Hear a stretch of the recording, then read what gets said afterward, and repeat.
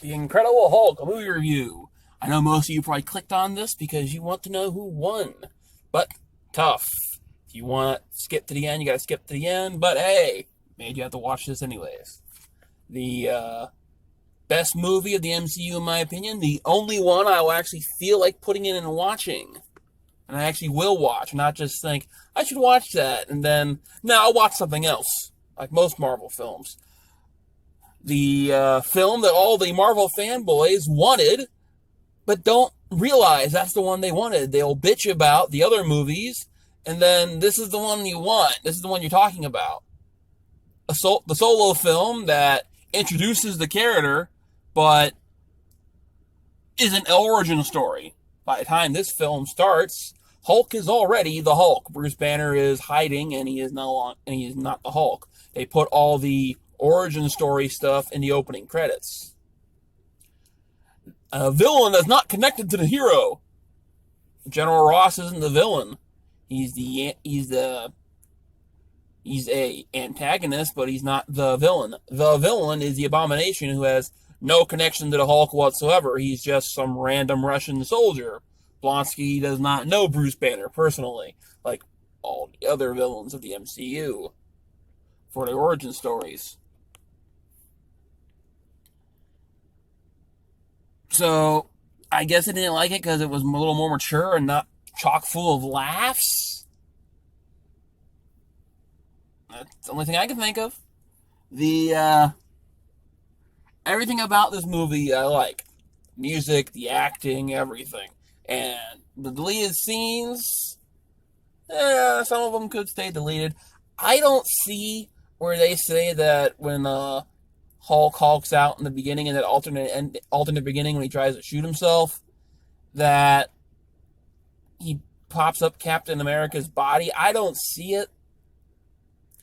Even on the freeze frame, I barely see it.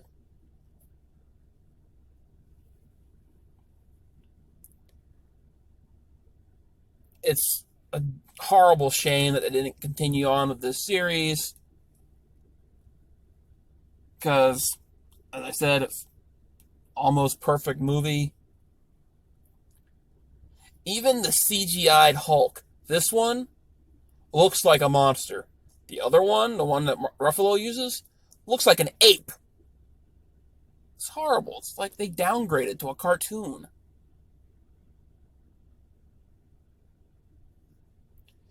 And not to bash Ruffalo or anything, but Edward Norton acts circles around him, and his Hulk much better. And they just dismissed Betty. I mean, I know that Whedon in Age of Ultron included the Veronica, because Betty and Veronica, Archie comics. But he's no longer on the run. He can go back to her. He just can't pork her because, he can't get his heart rate up. But instead of going back to the love of his life, he tries to date Black Widow. Left field much? I mean, I know he wanted some Beauty and the Beast crap, but still. Could have done that with her, because she was able to tame him. But he was psycho even when he was a complete monster and no longer the able to talk one that we have nowadays. All he had to do was see Betty and he stopped.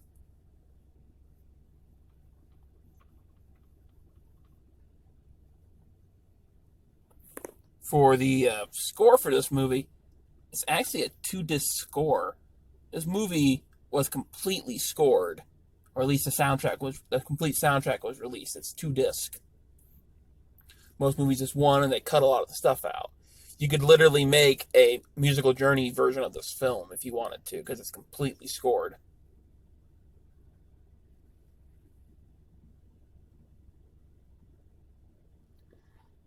The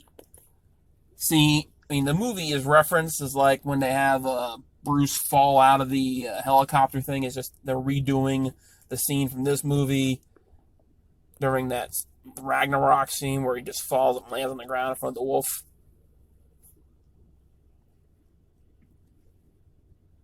And you still see this movie in the opening credits for the Avengers, even if they don't show like anything major because they don't want to pay Norton. But with the hand, you see Hulk's hand reaching about the ground. That's from this film. And this movie is the bastard, quote unquote, stepchild of the MCU because, well, one, they had to change actors because the actor didn't want to deal with Marvel Studios anymore because he was promised he could write the scripts and change things, and they didn't like him when he did that kind of stuff. He wanted a little more mature movie. They wanted a comedy slapstick movie like the other Marvel films. And so they broke it off. I mean, it's not as bad. He didn't have as bad as time on as Hugo Weaving did on Captain America, but that's the whole other thing.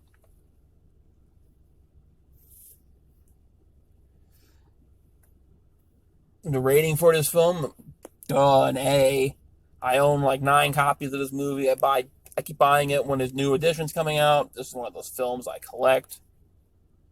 I can't highly praise the movie anymore, or tell people to watch it. And now for the contest. Remember, you had to have your subscriptions live for me to see it. Even if you've won in the past, this is a new thing I am doing to make my block list easier because, you put up a contest, you get like people subscribing, and then the contest is over, you go back down to like 20-something subscribers. Enough of that BS. If you want to enter the contest, you have to have your subscriptions live, so if you unsub afterwards, you're gone. You're banned for life, even if you resubscribe. So, now with that out of the way, here is the subscribers that are visible and the ones who have commented. And then, I'll show the random thing being recorded. This will be shot from a camera as from my camera, not like, because my computer doesn't like the screen recording for some reason. So whatever.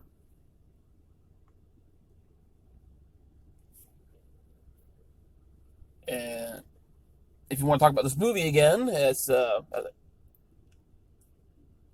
even if you take out the comic aspect, it's a great action thriller. It's kind of like to me, it feels like a Bourne film, like one of those action type films where the guy's running away from the law and that kind of stuff. And so it works on 2 levels of the comic and a action thriller. And I like it when films do that, not just, it's a comic movie. Like the Thor films or comic book movies. You can just label them as that. The Iron Man films, 2 and 3, they're comic book movies. The first one was a good movie. It's a great film. The Captain America movies. Second one was a good film. The other one's comic book movies. Definitely, this third one was a comic movie. Holy shit! That movie's only purpose was to get you to the next film. This was before they did that, where a solo movie literally was a solo movie. Only one hero appears. Another one might appear in the credit scene, like Tony appears in this movie's end credit scene, but there's no other characters in it because they don't know each other yet. Nowadays, every solo, quote-unquote, solo movie has to have someone in it. Like, Spider-Boy was basically Iron Man 4, with Spider-Man appearing in it. Although Ant-Man seems to be doing a good job. They'll reference them. Oh, no, wait, the first one had Falcon, what I'm talking about. The second one didn't have anybody in it. So, that was a decenter job at keeping Solo solo. Okay, enough of my rambling. Here's what everybody came for. Remember, this movie's an A, in my opinion. Here's the contest. Have a good one. Something I also forgot to add. This movie is one of the only ones from Phase 1 where they don't kill the bad guy at the end. Abomination goes to prison. Warmonger dies. Whiplash dies.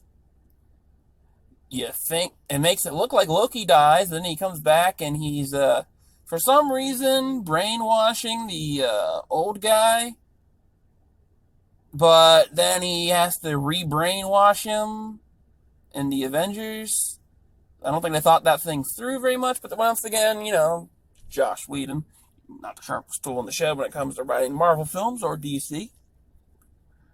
And it makes it look like Red Skull dies. You don't see him again until Infinity Snore. So, hey, Hulk was the only hero that had some kind of moral, because he didn't kill a bad guy. I mean, I know Thor was a little sad that his brother let go, but, what was he going to do to stop him? Put him in detention?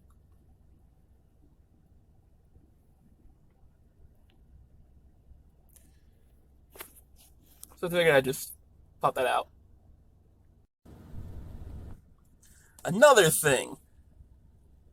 I know that dumb Dorkly site, when they talked about the posters of Marvel, they said Hulk only got the one. I mean, I do love that one poster of Bruce walking away from the Hulk, which is the same background one as this one did. Hulk had a couple of posters that weren't just changing the logo. They had the one of him screaming, and they just got rid of his shirt from the movie still. And they had the classic one. And then they have this one. This one was quote unquote unused, but it's on the internet. A lot of places post it. And it's not a fan made one either. It's a real actual poster. It's called the unused one. So there was 3 of them. And this one looks nice to me. There are other ones, but it's like poorer quality. They're all in the same style as this one, basically, the pictures and the color toning. So it's all from the same person. I'll try to find them, but if I can't, then the video will end and go right to the contest. Okay, I found them. Here they are. There's this one, which is a nice little poster. This one, which is really nice in my opinion.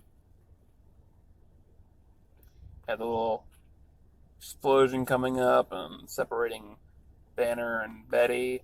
And Hulk standing behind Abomination, and the bad guys over to the side. You have the classic one, which is everywhere, which is the one that they say is the only one. You have this one, which was for the DVDs and the Blu-ray. The original one at least came out. And then you have this one, which was for the single disc DVD, and the one that they keep using, and the one that they used for the 10th anniversary thing with the little green swoosh over it. And this was just the scene where they just cut out his shirt. They altered it out. So there are nice posters for this movie.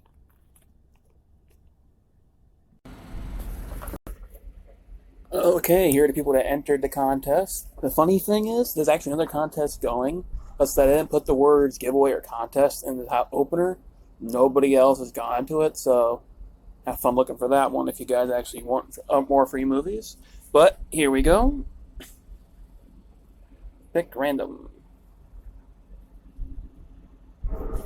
Daniel N. Congratulations. Comment in the video your email.